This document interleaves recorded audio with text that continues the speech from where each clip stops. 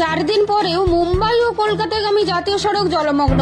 তবে যান চলাচল স্বাভাবিক রয়েছে জাতীয় সড়কে।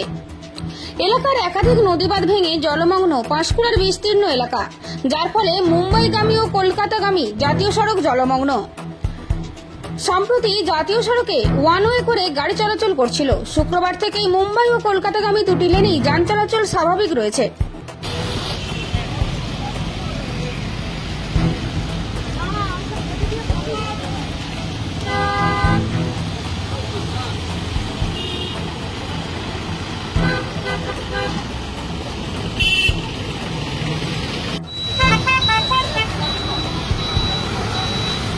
ছাড়িয়ে ছাড়িয়ে